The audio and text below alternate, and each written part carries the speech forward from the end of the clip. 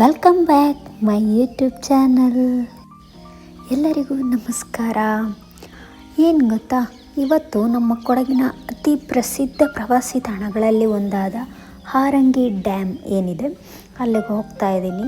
Already ನಮ್ಮ ಹಾರಂಗಿ ಡ್ಯಾಮ್ನಲ್ಲಿ ಹಿನ್ನೀರಿನ ಪ್ರಮಾಣ ಹೆಚ್ಚಾಗಿ ಡ್ಯಾಮ್ ಭರ್ತಿಯಾಗಿರೋದ್ರಿಂದ ನೀರನ್ನು ಹೊರಬಿಡಲಾಗ್ತಿದೆ.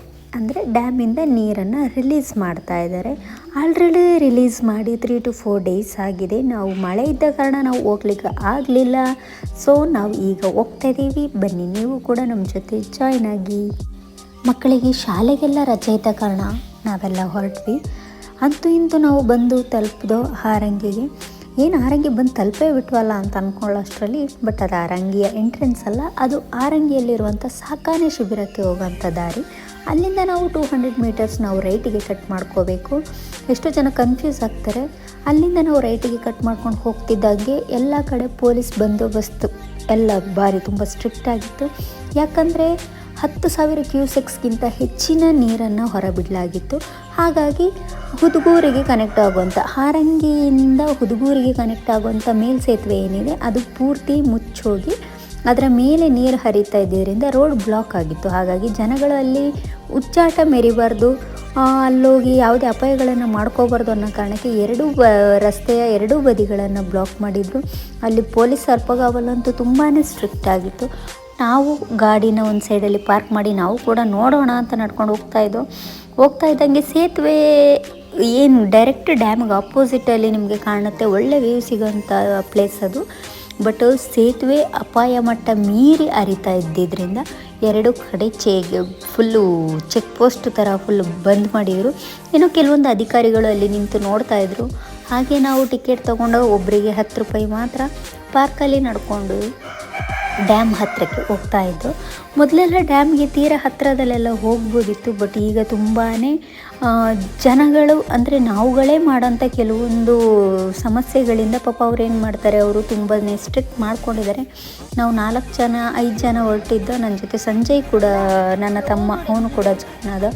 ನೀರಿನ ಭೋರ್ಗರೆತದ ಸದ್ದು ಕಿವಿ ಹಾಗೆ ಅಪ್ಪಳಿಸ್ತಾ ಇತ್ತು. ಅಲೆಗಳು ಎಷ್ಟು ಜೋರಾಗಿತ್ತು ಅಂದರೆ ಅದರ ಸೆಳೆತಕ್ಕೇನಾರೆ ಸಿಕ್ಕಿದರೆ ಮನುಷ್ಯ ಏನಾಗ್ಬೋದು ಅನ್ನೋ ಅರಿವೇ ಇಲ್ಲ, ಆ ರೇಂಜಿಗಿತ್ತು. ಜೊತೆಗೆ ಅದು ಒಂದು ಮಾತಿದೆ ಗೊತ್ತಾ, ಬೆಂಕಿ, ನೀರು, ಗಾಳಿ ಇವುಗಳ ಸವಾಸ ತುಂಬಾ ಅಪಾಯಕಾರಿ ಅಂತೆ. ಹಾಗೆ ನೀರು ನೋಡೋದಕ್ಕೆ ಎಷ್ಟು ಪ್ರಶಾಂತವಾಗಿರುತ್ತೆ, ಅಷ್ಟೇ ಅದರ ಭೋರ್ಗರೆತ ಅಥವಾ ಅದರ ಸೆಳೆತಕ್ಕೆ ಸಿಕ್ಕಿದರೆ ಅಷ್ಟೇ ಅಪಾಯಕಾರಿ ಅನ್ನೋದು ಈ ಡ್ಯಾಮಿಂದ ನೀರು ಹೊರಗಡೆ ಬರುವಾಗ ಅಥವಾ ಈ ಫಾಲ್ಸ್ಗಳಿಗೆಲ್ಲ ನಾವು ಹೋದಾಗ ನಾವು ನೋಡ್ಬೋದು. ಮಧ್ಯದಲ್ಲಂತೂ ಒಂದು ದೊಡ್ಡ ಮಾವಿನ ಮರ ಇದೆ ಸೈಡಿಗೆ.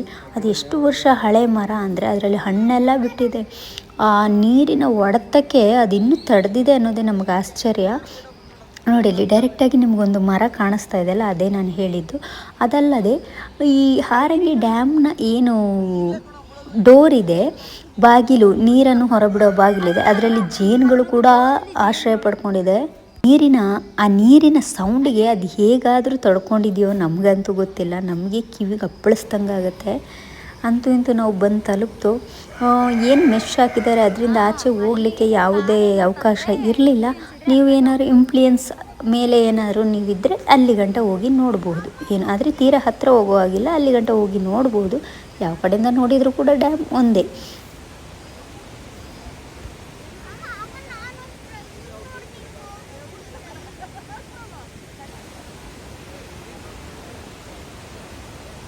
ನೋಡಿದ್ರಲ್ಲ ಸ್ನೇಹಿತರೆ, ಕೊಡಗಿನಲ್ಲಿ ಈಗ ಹಾರಂಗಿ ಡ್ಯಾಮಿಂದ ನೀರನ್ನು ರಿಲೀಸ್ ಮಾಡ್ತಾ ಇದ್ದಾರೆ. ಯಾರೆಲ್ಲ ಪ್ರವಾಸಿಗರು ಹಾರಂಗಿ ಡ್ಯಾಮ್ನ ನೋಡಲಿಲ್ಲ, ಇದೇನೋ ಒಂಥರ ಕುತೂಹಲ ಎಷ್ಟೋ ಜನಗಳಿಗೆ. ಈಗ ಸದ್ಯಕ್ಕೆ ಆದಷ್ಟು ಲೋಕಲ್ ಟೂರಿಸ್ಟ್ಗಳೇ ಇರೋದ್ರಿಂದ ನಮ್ಮ ಹಾಗೆ ನೀವು ಕೂಡ ಬನ್ನಿ, ನೋಡಿ, ತುಂಬಾ ಚೆನ್ನಾಗಿದೆ, ಎಂಜಾಯ್ ಮಾಡ್ಬೋದು. ಬಟ್ ಯಾವುದೇ ರೀತಿ ಉಚ್ಚಾಟಗಳನ್ನು ಮಾಡಬೇಡಿ, ಜೀವಕ್ಕೆ ಅಪಾಯ ತಂದ್ಕೋಬೇಡಿ ಅನ್ನೋದು ನಮ್ಮ ಆಶಯ.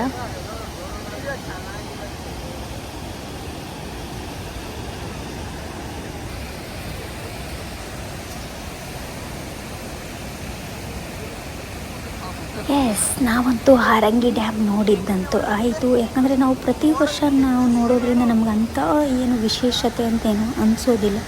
ಕೊನೆಗೂ ನನ್ನ ಮಗನಿಗೆ ಒಂದು ಸಲ ಹೋಗಿ ನೋಡಬೇಕು ಅನ್ನೋ ಆಸೆ ಇತ್ತು. ಕರ್ಕೊಂಡೋಗಿ ತೋರಿಸಿದ್ದಂತೂ ಆಯಿತು. ಕೊನೆಗೆ ನಾವು ಹೊರಟು.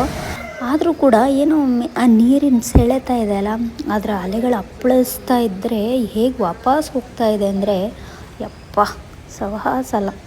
ಓಕೆ ಗಾಯ್ಸ್, ನಾವಂತೂ ಇಂತೂ ಡ್ಯಾಮ್ ಎಲ್ಲ ನೋಡಿ ಮುಗಿಸ್ತು. ನಾವೆಲ್ಲ ವಾಪಸ್ ಹೊರಟ್ವಿ. ಅಲ್ಲಿಂದ ನಾವು ಹೊರಗಡೆಗೆ ಬಂದು ಪಾರ್ಕಲ್ಲಿ ಸುಮಾರು ನಡಿಬೇಕು. ನೀವು ಫೋಟೋ ಗಿಟ ಎಲ್ಲ ತೆಕ್ಕೊಂಡು ಒಂದಷ್ಟು ವೀಡಿಯೋಗಳೆಲ್ಲ ಮಾಡ್ಕೊಂಡು ನಾವು ಕೊನೆಗೆ ಹೊರಟ್ವಿ. ಬೇರೆ ಕಡೆಗಳಲ್ಲಿ ಹೆಚ್ಚಿನ ಪ್ರಮಾಣದ ಮಳೆ ಇದ್ದಿದ್ದರಿಂದನೇನೋ ಟೂರಿಸ್ಟ್ ಸ್ವಲ್ಪ ಕಡಿಮೆ ಇದ್ದರು. ಇಲ್ಲಾಂದರೆ ಇಲ್ಲಿ ನಡಿಲಿಕ್ಕೂ ಕೂಡ ಸ್ಥಳ ಇರೋದಿಲ್ಲ, ಅಷ್ಟೊಂದು ಟೂರಿಸ್ಟ್ ಇರ್ತಾರೆ. ಬಟ್ ನಾವು ಅದಂಥ ಸಂದರ್ಭದಲ್ಲಿ ಟೂರಿಸ್ಟ್ ಕಡಿಮೆ ಇದ್ದರು. ನಾವು ಹೊರಗಡೆ ಬರೋಂಥ ಸಂದರ್ಭದಲ್ಲಿ ಸ್ವಲ್ಪ ನೀರಿನ ಹೊರಹರಿವು ಹೆಚ್ಚಾದಂತೆ ಅನ್ನಿಸ್ತು ನಮಗೆ. ಸೌಂಡು ತುಂಬ ದೂರದವರೆಗೂ ತುಂಬಾ ಜೋರಾಗಿ ಕೇಳಿಸ್ತಿತ್ತು. ಹಾಗೆ ನಾವು ತಮಾಷೆ ಮಾಡಿಕೊಂಡು ಜಾಲಿಯಾಗಿ ನಾವು ಹೊರಗಡೆ ಬಂದು ಹೊರಗಡೆ ಇನ್ನೇನು ಬಂದಾಯಿತು. ಎಂಟ್ರೆನ್ಸಲ್ಲಿ ಮಳೆಗೆ ಮುನ್ನುಡಿ ಬರೆದಾಗೆ ಹನಿ ಆಗ್ತಾಯಿತ್ತು. ನಾವು ಜೋಳ ಎಲ್ಲ ತಿನ್ಕೊಂಡು ವಾಪಸ್ ಆದ್ವಿ. Thank you for watching.